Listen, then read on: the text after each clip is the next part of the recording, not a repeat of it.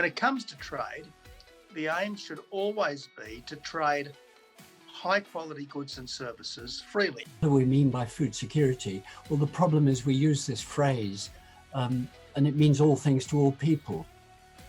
And so we need the system to have all of those elements, strong local ties to farmers and global chains that are functioning. And healthy food is possible only from healthy soil.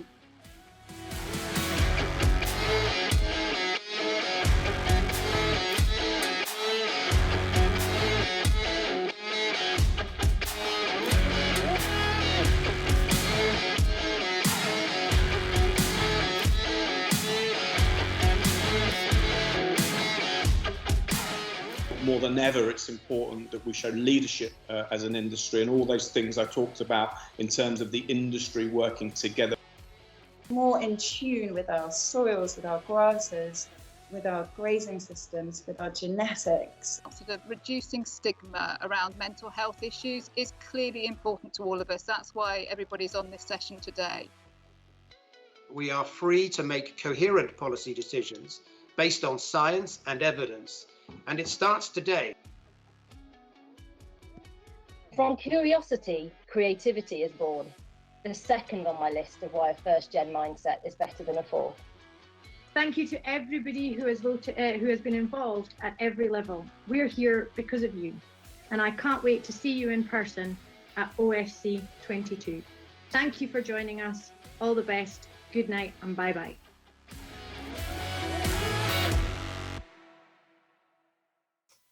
Hello and welcome to this Oxford Farming Conference Bitesize on farming's future workforce. Now, when we chose this topic some months ago, I'm not sure if it's serendipity or inevitability that it's dominating the news today.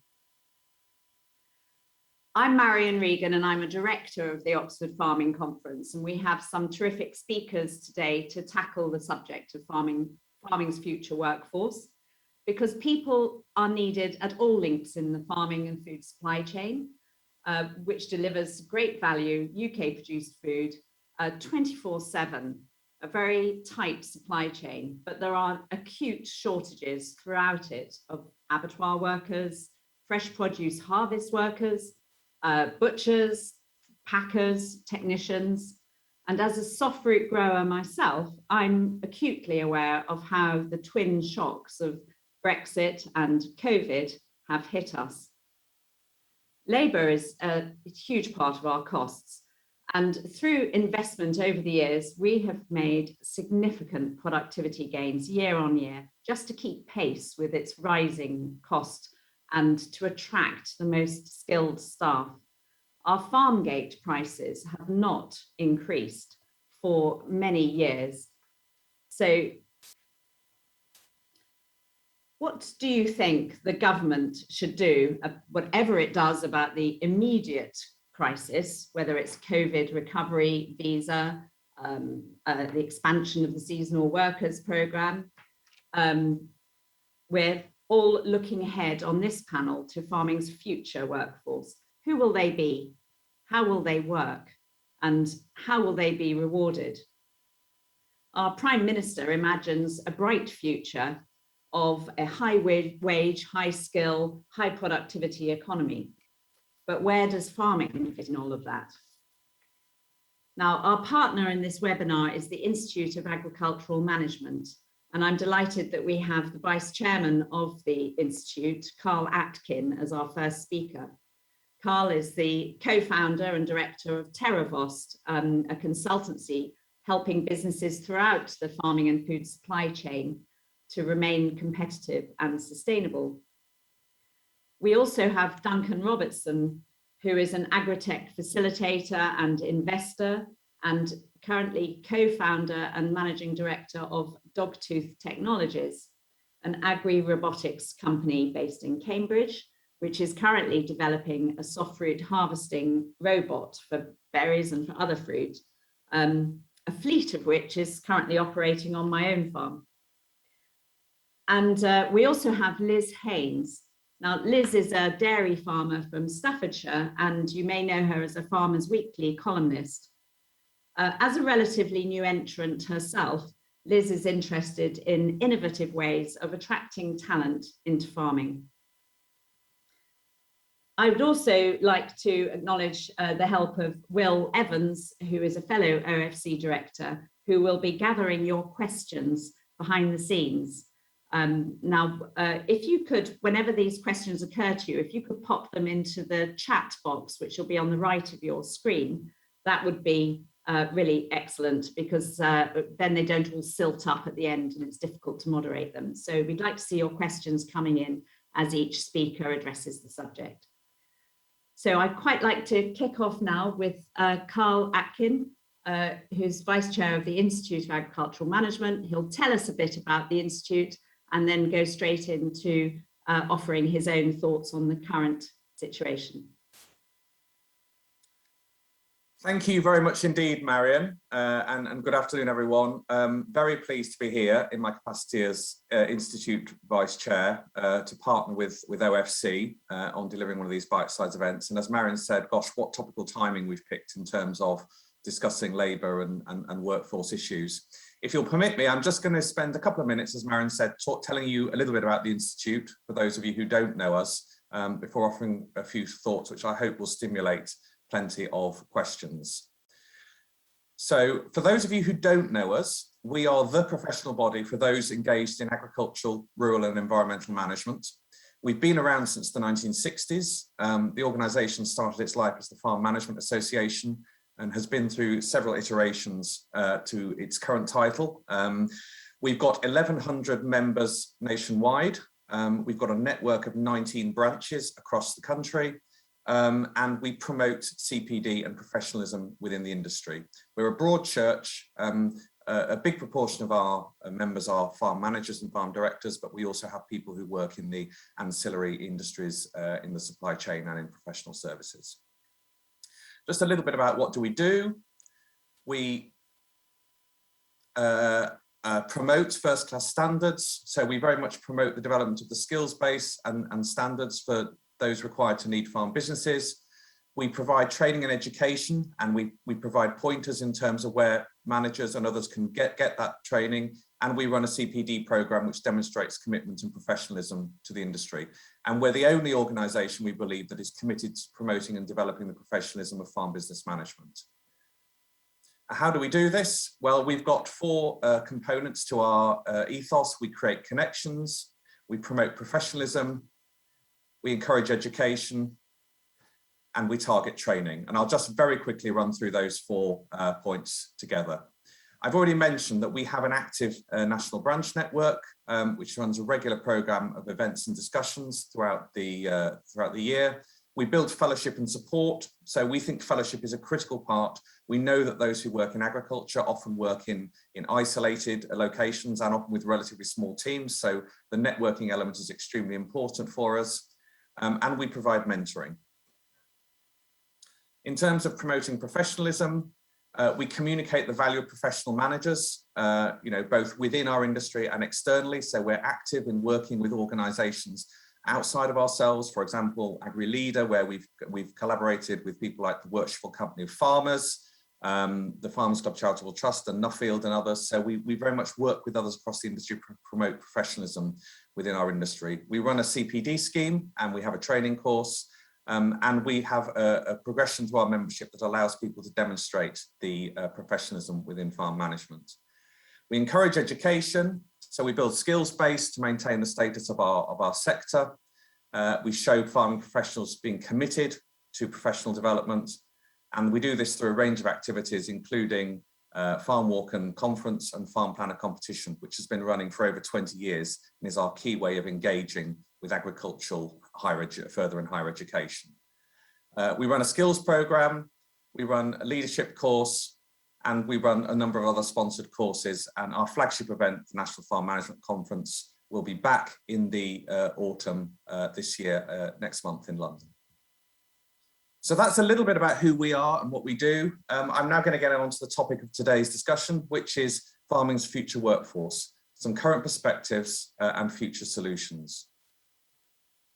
So firstly, what are the issues? Well, we've got a range of issues, as most of you will know. The first one is that we are experiencing a labour shortage at farm level. And this is a problem that has been creeping up, I would argue, for many years, and we can talk a little bit about the reasons why that's occurred, and I hopefully get into some discussion about what the solutions are. The backdrop, of course, is that farm labour has naturally been declining anyway. We've had a drop from about 400,000 farm workers in the early 70s to about 120,000 full-time today, with a 50% increase in temporary and seasonal workers. And we all know why that's happened. It's driven through mechanisation, through scale economics and automation. And that's been a good thing, and we shouldn't be apologetic for that. We've replaced a lot of repetitive and low-skilled tasks, either through scale economics or through mechanisation. But we know that we face a number of challenges at all levels of the hierarchy. So I would say everything from part-time, seasonal and casual workers through to full-time staff, through to management. We know that we have issues within our industry in terms of recruitment and retention. And there's a whole range of reasons for this.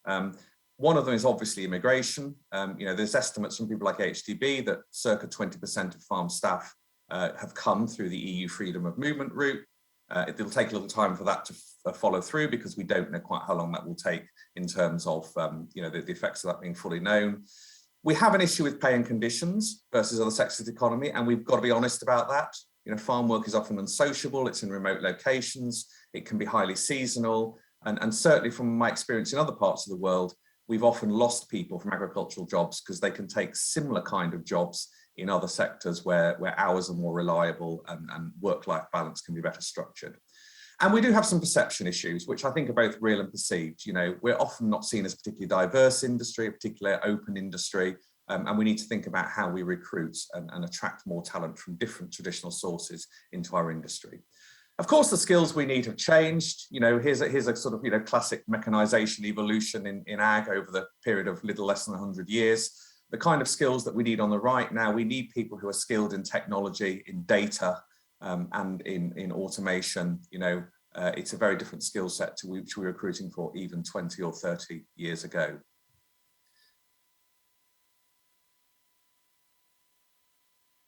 A little bit word on industry structure. I think this is an important point to make. It's a difficult one in our industry because there's a complicated relationship between labour and the way we organise our businesses. Family businesses predominate in agriculture.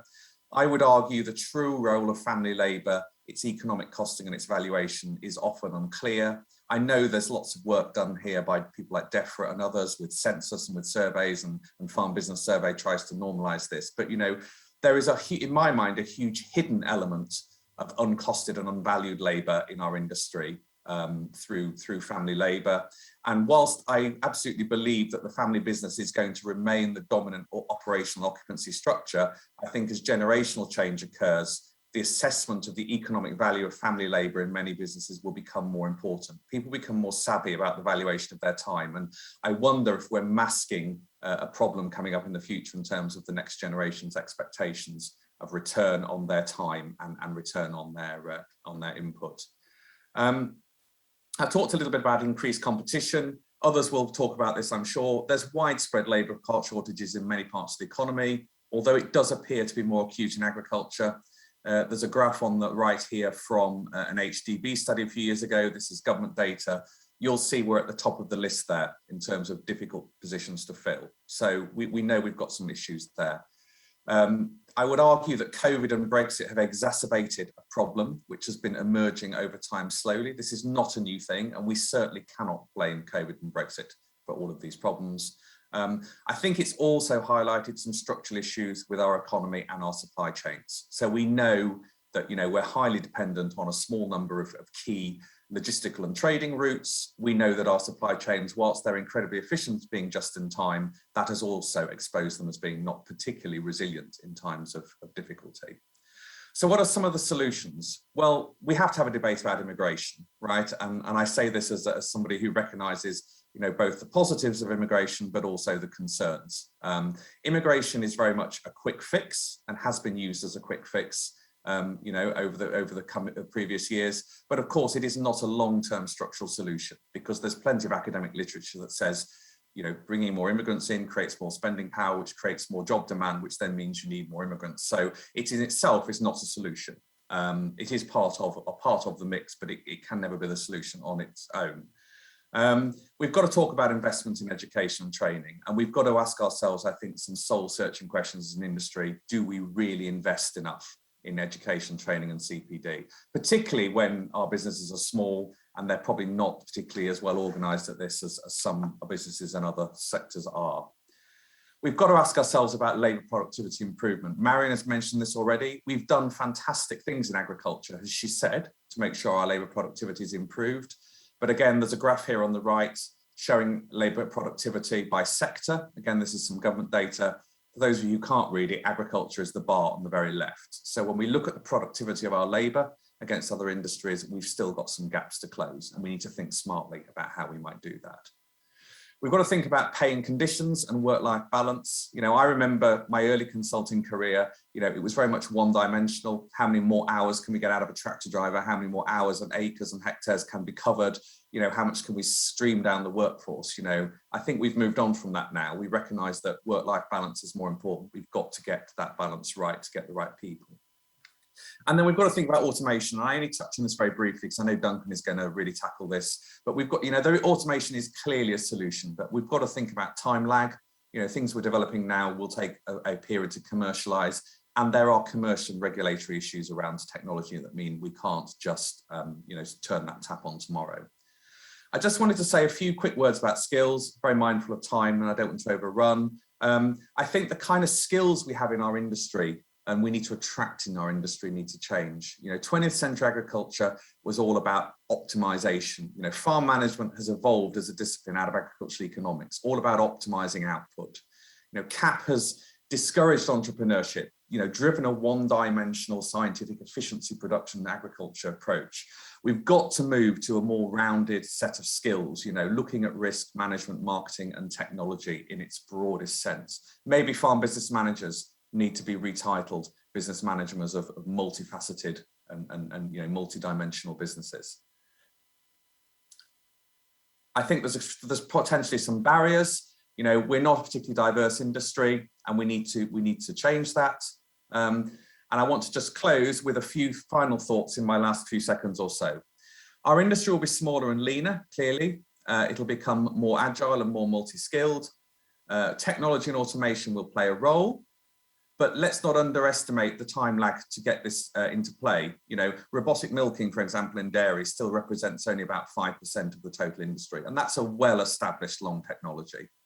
Pay and conditions will have to improve as immigration remains tight, but it's going to be pain in the short term. Let's be clear. There is clearly no political will for a quick fix on immigration. But I do think our industry will have to become more representative, and we're going to have to get smarter at recruiting people from non-traditional sources to come and work in our fantastic industry. Thank you very much. Carl, thank you very much. That's a lot of thoughts there. If we could now hear from Duncan, who will talk about how maybe we can augment some of these more agile and multi-skilled people.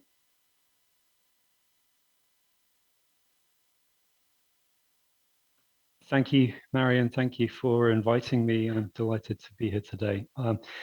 So yes, Dogtooth develops and sells robots for autonomous soft fruit picking. We're really exploiting the state of the art in machine learning and computer vision in order to build machines that can mimic, in some measure, the dexterity and visual acuity of human beings. So I'd like to talk today a little bit about the impact of robotic automation on the labour crisis.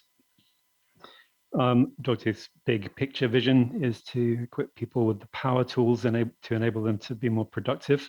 And this is our first application, a modern soft fruit farm in Kent. Of all of the many resources employed in the production of soft fruit, increasingly the most scarce is the person in the middle of the picture. No one can have missed headlines like these during the course of the last couple of years. The soft fruit industry in the UK and around the world faces something of an existential crisis unless we can find a credible alternative to our reliance on seasonal agricultural workers. So here is Dogtooth's solution. This is our 3rd generation strawberry picking robot. I should, as an aside, say that Dogtooth is a little unusual in developing robots that can tackle several different kinds of crop, but we started with strawberries and we have our most mature product offering in that domain. We have the world's largest fleet of soft fruit picking robots. We'll have 70 of these robots in use on customer sites from next summer. And we've been very careful to ensure that our robots provide our customers with, if you like, an apples versus apples comparison with human labor. And so this robot is intended to perform all the same functions as a human picker. It can navigate autonomously along the rows of a typical polytunnel or glasshouse environment. It can find ripe fruit, pick it very dexterously. We pick by the stalk instead of by handling the body of the fruit so as to minimize cross-contamination and bruising. Having picked the berry, we perform an onboard inspection operation so that we can determine its shape, grade, and mass and detect various kinds of defect, so that when we transfer the fruit to the punnet, that punnet is essentially ready for retail. We can avoid the overhead cost of an inspection line within the pack house. So this slide provides a bit of an outline of the rest of my talk. I'd like to talk about some of the challenges that we think have yet to be addressed in order to exploit the potential of robotic automation in agriculture. For a startup, every challenge is an opportunity. And I think from Dogtooth's perspective, the exciting thing is that we're working closely alongside our customers to make sure that we can address these challenges in order that robotic automation can be brought to bear on the problem of labor shortage, particularly in soft fruit farming. So I'm going to touch on a number of these points. Time means that I won't be able to go into detail on all of them, but I've called out some important categories under efficacy, cost, training and recruitment, and farm logistics. So efficacy first, the really exciting thing is that tremendous progress in the field of machine learning and computer vision, AI, to use the media buzzword, means that finally we can build robots that have sufficient visual acuity and dexterity to perform very delicate tasks like picking soft fruit. The consequence of this is that increasingly we're able to build machines that, against the metrics that matter to our customers, to the growers, can perform comparably closely with human beings. Metrics like wastage, extraction rate, that is the proportion of berries that we can harvest. With extraction rate, we have a little way still to go, but increasingly we are hot on the heels of human pickers. And the model that we're exploring at the moment is one where people are still needed to follow the robot and pick any fruit that it leaves behind. We think that still provides a big enough advantage to our customers to be commercially meaningful. The real gun to a knife fight, though, is speed. We think that equipped with a team of robots, a robot operator, will be able to harvest a great many more berries per minute than a picker working alone. We are targeting for the next generation of our robots something like a 10x multiplier on the productivity of human labor. So whilst providing a credible alternative to human labor is an important benefit of robotic picking, in fact, it may be a little bit reductive to think of robotic automation only in those terms. In fact, we are quite interested in some of the additional benefits that we think robotic picking will provide, such as the ability to minimize cross-contamination during picking, the ability to package fruit in situ on the robot, overnight picking, and yield monitoring and prediction. And I'll touch on one of these. I mentioned our onboard inspection system. We're able to get a detailed all-round view of every berry that we pick in order to judge its shape, grade, and diameter, and to spot various kinds of defects such as overripeness. The second key challenge after efficacy, I think, is cost or cost effectiveness. And from the perspective of a business owner, our challenge is to manufacture robots inexpensively enough that we can sell them profitably, or at least not at a loss. And the good news is that this comes through economies of scale as we expand the size of our business and manufacture more robots, so the cost of manufacture goes down. But I think there's a quite pertinent point here, which is that we can only do this because we are tackling big enough markets that we become attractive to venture capital investors who can provide us with the finance required to solve the bootstrapping problem inherent in scaling manufacture. We're tackling strawberry and raspberry picking, and they are big opportunities.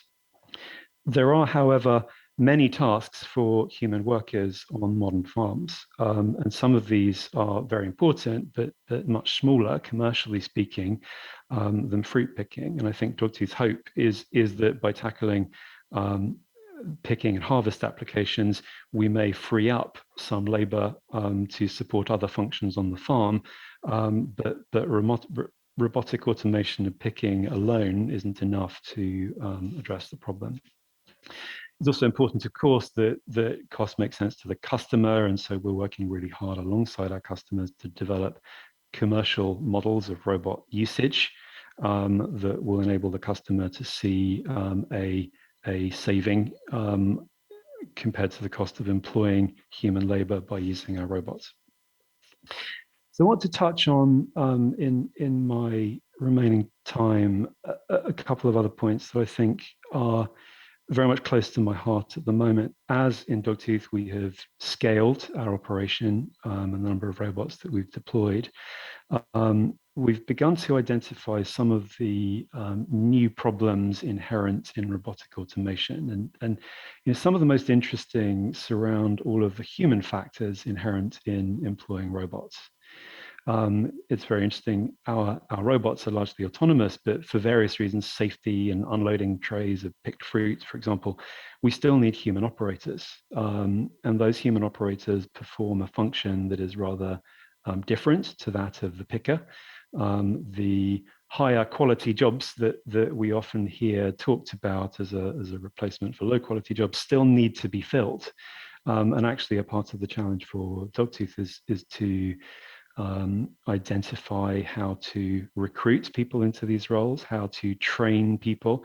The recruitment channels that we need to use may be rather different to the recruitment channels used by our customers, the growers, to recruit an existing picking workforce. Something that we're working hard on at the moment is to define what career progression looks like for a robot wrangler. To use the Sunday Times word for a person responsible for operating teams of robots. And this has been a really fascinating part of our journey, and I think we'll have a lot more to discover along the way. Lastly, and very quickly, one of the key challenges in using robotic automation is in integration with established farm processes. And I think a really important point is that capital utilization is key. Robots are expensive to manufacture, and we pay back the cost of manufacture by using them for as much time as possible. So that means we need to be effective in perhaps picking more days of the week, more hours of the day, picking overnight, deploying them efficiently from place to place so as not to waste their capacity. And robotic picking also gives rise to some different productivity trade-offs.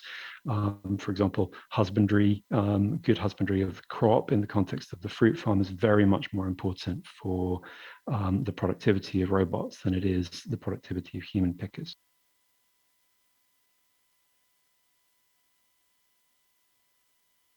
Duncan, that is excellent. Thank you. And I will all bend our minds as to how to attract, recruit and retain robot wranglers, which obviously are part of farming's future workforce.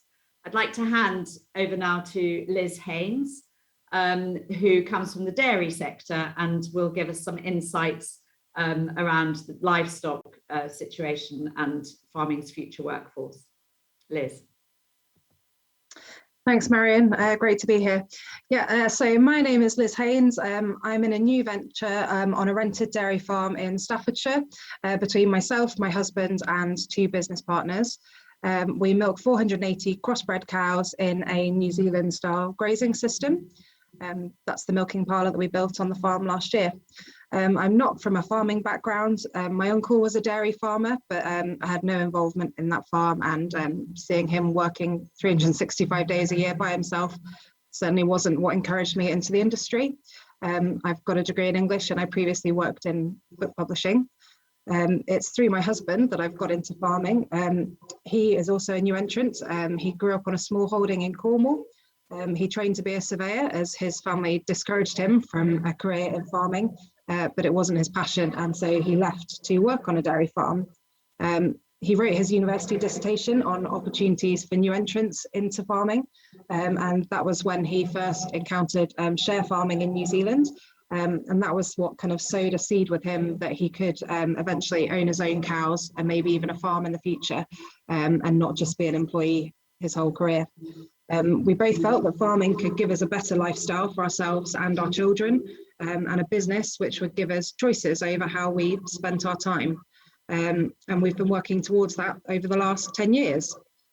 We've sat on both sides of the fence as employers and employees in agriculture. We started out by buying a small number of calves and rearing them at the farm where my husband was working, and we leased them back to the farm when they calved. And then we left that farm a few years later to go contract farming, and that was what gave us the capital, basically, selling those cows back to the business along with a loan. Contract farming was a halfway house between being an employee and a tenant. We provided the labour and the machinery on the farm. We employed the staff ourselves, and we ran the business as if it was our own. We owned a share of the cows. We paid a rent to the farmer and a return on his capital invested. We received a contract fee for our services and a split of the profits. And that was basically a lower capital, lower risk way for us to start out in business. After 6 years, we'd outgrown this business and we left for our current farm. We're now tenants in our own right, along with our business partners in a larger business, which hopefully has more scope for growth. So models like contract farming, share farming, and other types of joint venture are becoming more common now as businesses seek to keep staff motivated and committed. Contract farming offers a lower capital way for new entrants to start out. It matches a farmer who has resources like land, infrastructure, livestock, and access to capital, with a person who's got skills and possibly some capital to invest. If both parties have got a shared vision for the farm, that can work really well, enabling the farmer to retain an involvement in the business, whilst also having a highly committed person to run the day job. Share farming is a similar model, but it's got looser definitions. It generally involves the sharing of costs and profits between the farm owner and the share farmer. In New Zealand, that's well established and protected by the law, and the share farmer would receive his cut of the milk check directly from the milk processor. That's not possible in this country at the moment. Other farmers may offer equity shares or profit shares to staff, which may or may not involve an employee investing capital in the business. So all of these structures encourage workers to be committed to the business and have a stake in its financial success. But with that, it's important to remember that not all staff are motivated by this. Having too many people chomping at the bit for progression can be challenging to manage and destabilizing for a business. And you do need that kind of balance of personalities and roles within the team. We all know that dairy has been affected by the shortage of skilled workers, like all the other sectors of agriculture. And as we've just heard, Eastern European labour has solved a problem to an extent there. People who are prepared to work longer hours for lower pay than the average Brit, basically. But dairy has moved in two directions, really. At one end, there's increasing intensification with high yielding herds using robotic technology and other, not just milking parlours and robotic scrapers, robotic feeding systems. And then at the other end of the scale is the system that we're doing. We've actually sort of moved in the opposite direction, trying to create a simple, low input system which has lower capital requirements, which is obviously something that's essential for us as new entrants and tenant farmers. this enables us to teach new staff members the system relatively easily, and you don't need years of experience. Block carving is what's enabled us to provide a better work-life balance. I have no experience of any other system of carving than block carving, but certainly seeing, my uncle with his all year round carving herd didn't appeal, whereas the block carving, which compensates the busy times of the year at calving and mating with times when all of the cows are dry, should enable us to have a little bit of a better balance through the year. On our farm, we use contractors to do all the field work, slurry spreading and silage, because these are the skills that we can easily buy in, and it means we don't have our capital tied up in machinery. It also means the staff can focus on our most important assets, which are the cows. That said, we do try to give people variety within their role and not just have people stuck in the milking parlour the whole time. When we took on the farm, we built a simple New Zealand style milking parlour. We fenced, watered and tracked the place within 6 months of arriving. By having the infrastructure set up from day one, the staff can get on with the day job and not have their work hindered by a poor setup. Our key aims in the business are to make the job simple and teachable, to enable staff to contribute to our success and take pride in working for a successful business with a happy work culture. We're actively trying to recruit people from outside of the dairy industry, people with little or no experience, because we actually find we can coach them more easily to do the job the way that we want it to be done. The most important attributes that we look for in employees are honesty, reliability, and a positive attitude. We can teach people how to do the job, but we can't teach them to be a nicer person. Last year, we actually ended up employing my husband's personal trainer from the farm where we used to live, because his business sadly went under during COVID. He was hardworking, happy to do any job, and just a great person to have in the team because he was so positive and friendly. He learned to milk, to look after cars, to drive the tractor, as well as being pretty handy at general maintenance around the farm. He sadly left us because he was commuting all the way from where we used to farm, and in lockdown he could do that drive pretty easily, but now that's no longer sustainable with the increased traffic on the road. But it's definitely opened our eyes to what can be done with someone who has the right attitude and wants to learn and get stuck in. So we've recently actually recruited a zookeeper to replace him, who's also looking for a career change, again, because we think that she'll have the right personality and skills for our team, albeit no previous experience. And we've also recruited an apprentice through the local agricultural college. With the apprentice, we'll receive government funding towards training and courses and support from the college, which makes it a lower risk way to invest in that individual. I think dairy in general and agriculture as a whole needs to invest in young people and those from outside of the industry if we're going to have a future, really.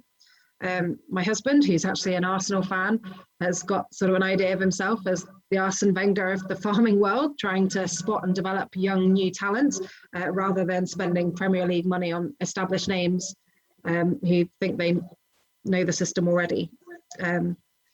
I also think it's really important to focus on selling the positives of the job that we're offering.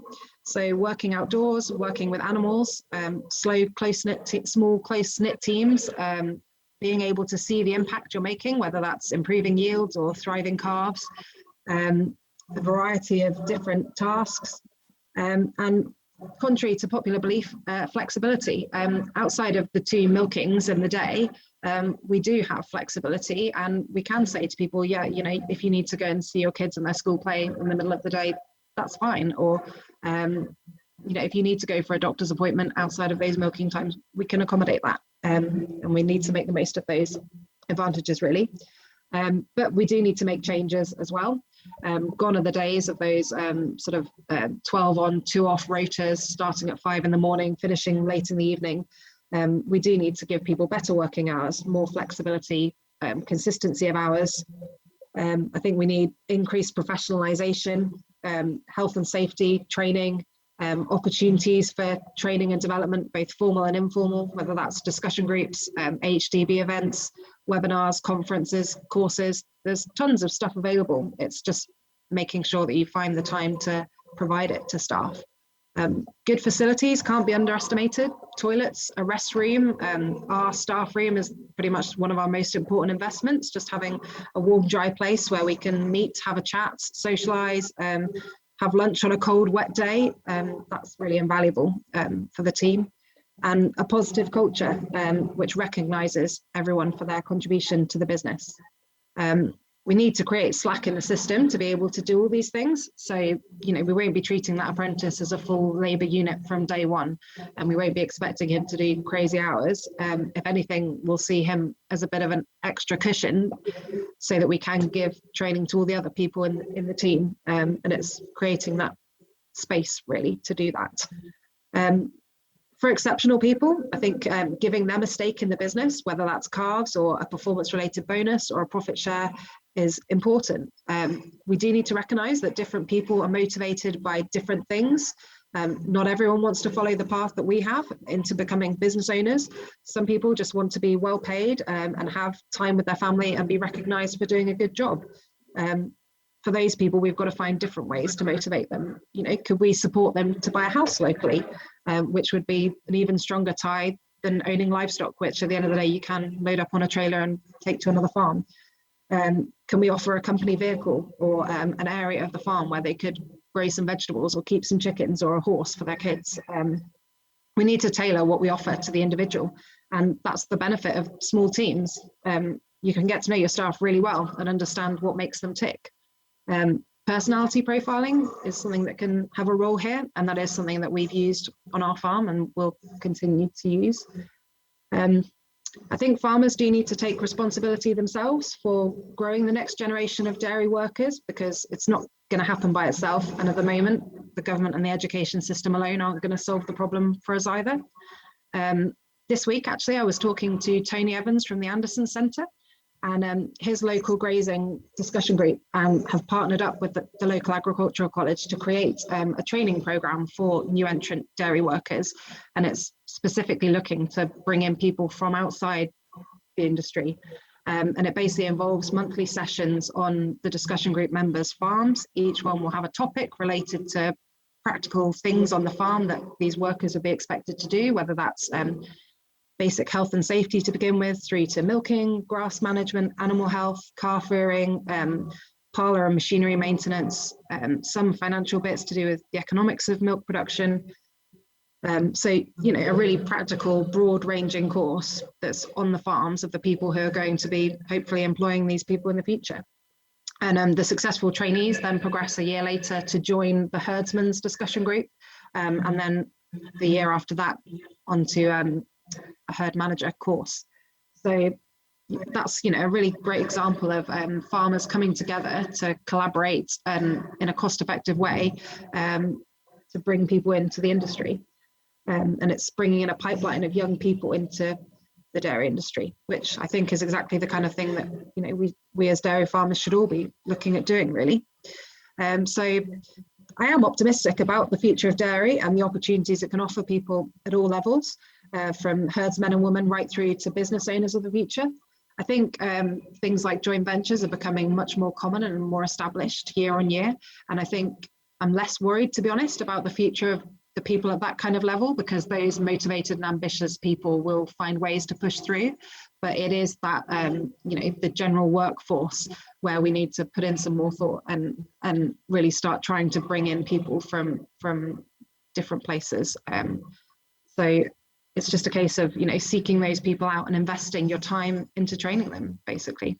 So that's what we're trying to do, and let's hope it yields some great results. Thank you. Thank you very much, Liz. That's a lot of food for thought. Now, while we collate a few questions, I've got one or two that I've jotted down that I'm really interested in your thoughts. That Carl, you say that immigration is not a solution. Clearly, there's no political will with the current government on that. But those of us employing seasonal workers would argue that it's not immigration. There is value in people taking short-term jobs. How do you think we can attract people from UK resident workforce for seasonal work without resorting to schemes? Okay, perhaps I should just clarify what I meant. I mean, I think immigration will always have partial role, and certainly if you look globally, short-term seasonal work globally is a migrant labour, whether it's fruit pickers in Australia from Pacific Islands, whether it's even in Eastern Europe labour coming from Central Asia, so and Mexico into the US. So we know that will always have a part of those short-term roles. I think promoting the sort of attractiveness of flexible work to parts of the population. I mean, particularly students is a great group. I think when I was a student, the proportion of students, both agricultural and non-agricultural, did agricultural work during holiday time that perhaps don't do now. So I think there is a cohort of people that we're not tapping into, but we also have to face demographic realities. The reality is, there is a bigger proportion of the UK economy where both members of a household work full time, and there isn't that perhaps traditional labour market flexibility that there maybe was 40 or 50 years ago. Where I've heard classic stories of people in the Fens who without to be stereotypical, the wife of the house might come and do some seasonal work in the summer for a few months, but didn't want a full time job. We've obviously moved on from that. Most people. In the state of gender equality, people have full-time jobs in their own right. We don't have that kind of market. So we've got to be more inventive as to how we look for those solutions. Thank you. And I have also a question for Duncan, which is that I know that private equity and venture capital money is very interested in agri-tech solutions, but we're on a very tight timetable here to make this transition towards a more productive workforce. And what government support do you think can help startups such as yours and facilitate the transition in a very short time? Yeah, that's a great question. I think it's important to say we've already benefited from the generous support of state funding bodies, including Innovate UK, who have made grant funding available to us for a number of collaborations. And grant funding is great when it comes to the relatively slightly more blue sky aspects of what we do. Much of our business is very much focused on delivering value to customers in soft fruit picking and particularly strawberry picking, but actually we need to think more generally in order that we have a more complete answer to the question. More support is needed though, and I think we are very interested in what financial incentives might be made available to our customers to encourage them to adopt robots, including the obvious tax incentives, but possibly also some changes around the requirements for insurance and various other aspects of the kind of risk inherent in being an early adopter of robots. But I think here in the UK we are in a good place. We've got very willing customers who generally are very, very enthusiastic about working with us, and I think that gives us a great start. Thank you. As a grower, I just find it slightly frustrating that I think as farmers we're all making as rapid progress as we can in all of these areas. But there is a sort of perception in government that we can do it by next Tuesday, which I don't think we can. And I have a great question here from Hannah Field, which I'd quite like all of your input on, but maybe Carl, to you first, which is, you've recognised the issue, but how do we diversify the workforce and become appealing to and inclusive of women and BAME communities? Good question. I think there's a couple of thoughts spring to mind. The first one is, just pick up a point Liz made, is we need to be more imaginative about where we source people from, where we promote our industry and where we look to recruit from. So, there is a bit of a role model, a bit of a sort of treadmill that we recruit sort of technical people from agricultural FE college. We recruit sort of middle higher management from people who've done an agricultural degree or higher education course or something like that. We need to be much more diverse, in my view, about where we look for those skills, particularly as we're going to need a much broader set of skills, particularly around technology, innovation, entrepreneurship, and sort of wider kind of life experience skills within our industry. The second point on the diversity, I think, look, the best diversity of all is to have positive role models. I always enjoy Christine Tacon's story about her group, Women in Food and Farming. It started with 5 people and it's just grown organically. There's over 500 people in it now. I'm quite involved with a group called AgRespect, which is an LGBT organization. There was like 5 of us when we started it. We've now got 100, 150 people active in our networks. Similarly, I know there are people trying to promote similar things within BME. So I think it's most important that we get good, positive role models and get them out there and get their profile in the industry to show everyone that the industry is open for everyone. Great. Liz, do you have some thoughts on that one? I just reiterate what Carl said, to be honest. I think it is about just looking outside the normal places, and instead of just recycling the same old pool of people, we've got to be open to the fact that anyone can be a farm worker, and that there's no kind of box or there's no picture of what that person looks like, and it is about personality and learnability, basically. And so looking to other industries where you think people might have the right kind of skill set, rather than looking for someone who's already got those things on their CV, basically, and just recruiting far and wide. I mean, for the most recent job that I advertised, I literally just put it on a general employment website. I had 200 applicants. It was really time consuming, kind of screening through those people, but if I didn't take the time, I could have missed some of them. But potentially any one of them could have been my perfect next employee, and I wouldn't have known unless I took the time to comb through those applications.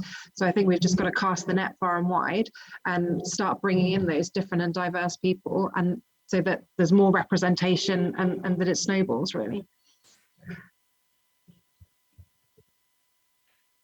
Oops, very true. I have another question which is directed to Duncan, but also I'm sure Liz has a perspective on it, which is from Ian Dams, who says, several dairy farmers I know went into robotics and have subsequently removed the robots because they found the robot wrangling more time consuming than actually milking. Is it really a panacea?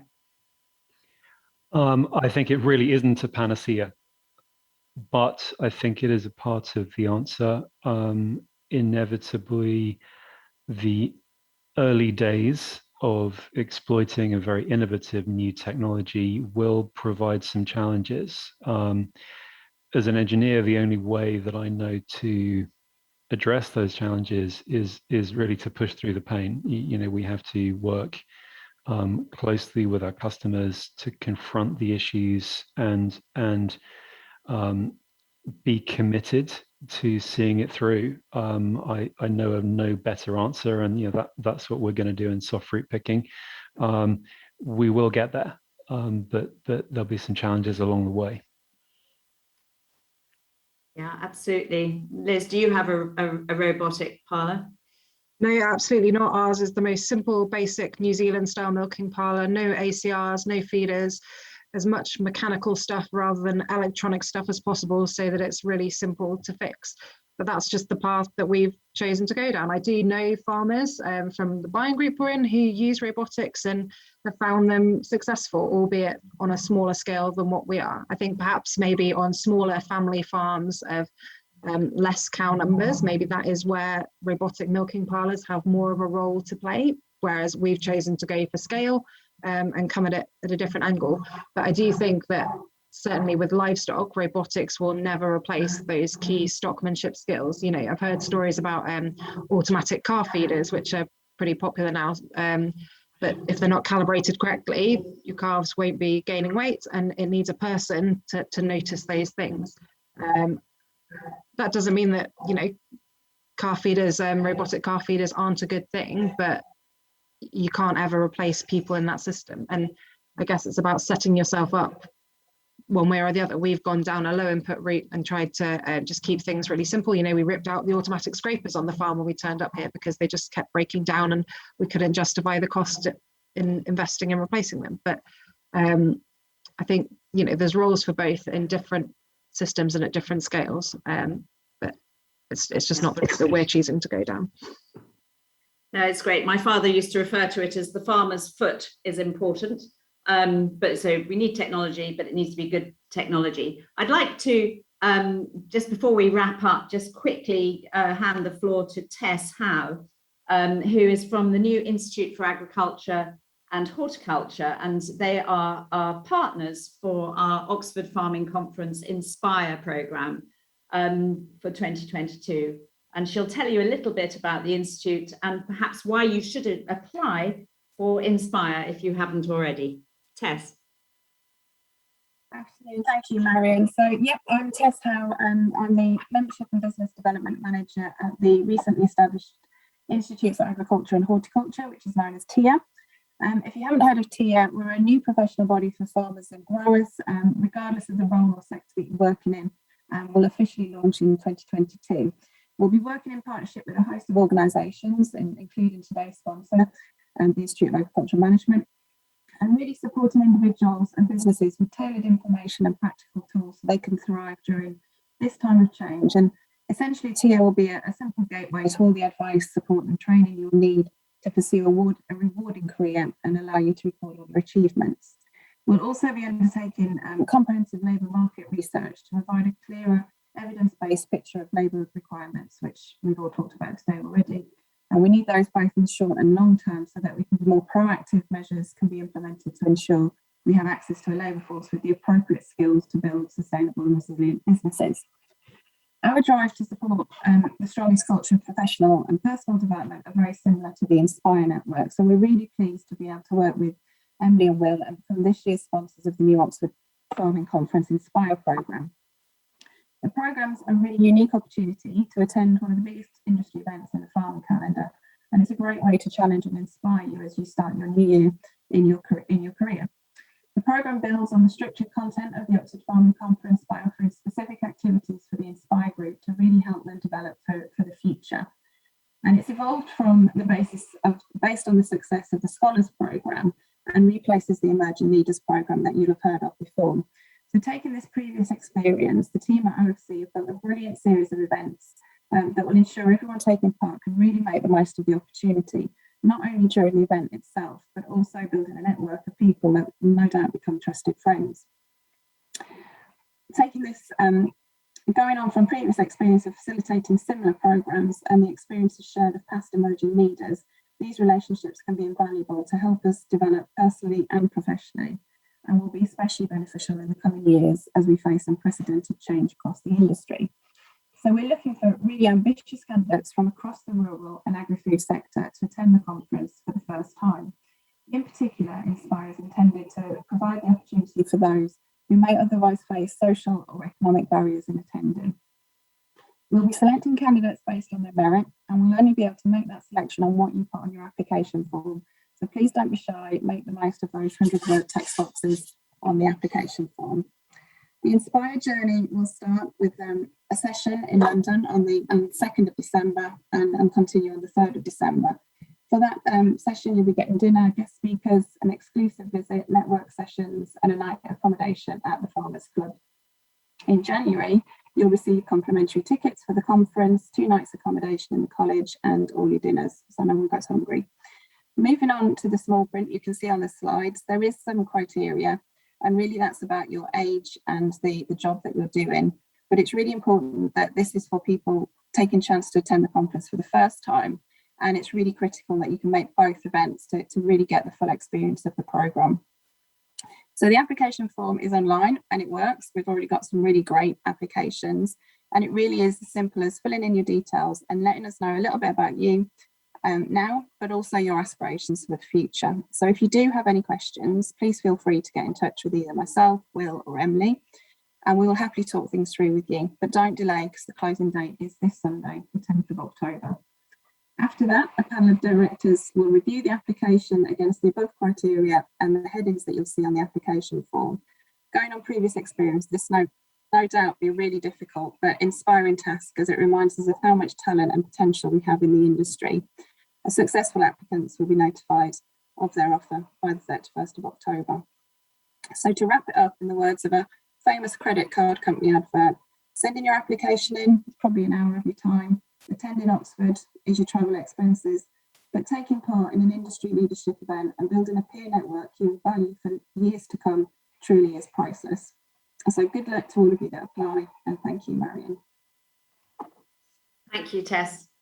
Well, just to wrap up, I'd like to say thank you to all of our speakers and to the Institute of Agricultural Management for supporting this webinar. I think with Carl setting the scene of the declining agricultural workforce in terms of numbers, but with some positive suggestions about how we'll evolve to retain and attract good people. He observed that immigration isn't the long-term solution for the entire workforce, as there's no political will there. Duncan gave us a very thoughtful presentation on robotics and how robots can augment or even do a better job than people at some areas and free up people to do the jobs that really do need the farmer's foot. And Liz, your learnings from New Zealand, which obviously has an unsupported and highly successful dairy sector, was most interesting. And I think you also highlighted apprenticeships, which I'm sure is something people need to well, have strong opinions on and will need to explore in more. And I just wanted to end with an observation on timing. I think that farming is definitely on the right trajectory towards a high wage, high skill, highly productive sector. I think that the government needs to give us time and support to get there and to acknowledge the tremendous strides that we're already made. And so with that, I'm going to wrap up and say, please remember the Oxford Farming Conference, January the 5th to the 7th, and our next bite-sized webinar, which is with the Global Farmers Network and is on November the 11th. So thank you, everybody, and goodbye.